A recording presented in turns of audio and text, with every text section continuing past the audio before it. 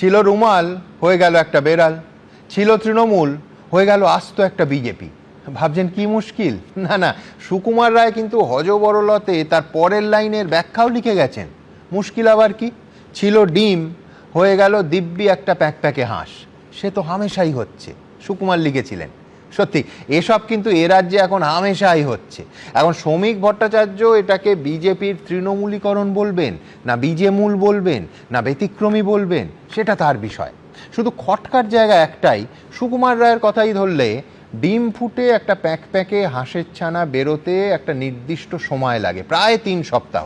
উষ্ণতা লাগে, তা দিতে হয়।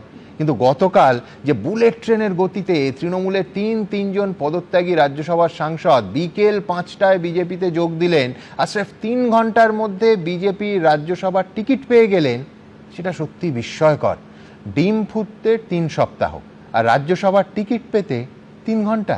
আচ্ছা ভালো, কিন্তু আমার প্রশ্ন, যে বিজেপি নেতা সমর্থকেরা দিনের পর দিন তৃণমূলের বিরুদ্ধে লড়লেন, প্রাণ দিলেন, ভোটের আগে, ভোটের পরে, ভোটের পরেও জীবন দিয়েছেন অন্তত 2 জন, মিথ্যে মামলায় কতজন জেল খাটলেন, এখনও খাটছেন, সেই বিজেপি সমর্থকেরা পরিবর্তনের এই ব্যতিক্রমী ঝটকাগুলো মেনে নিতে পারবেন তো?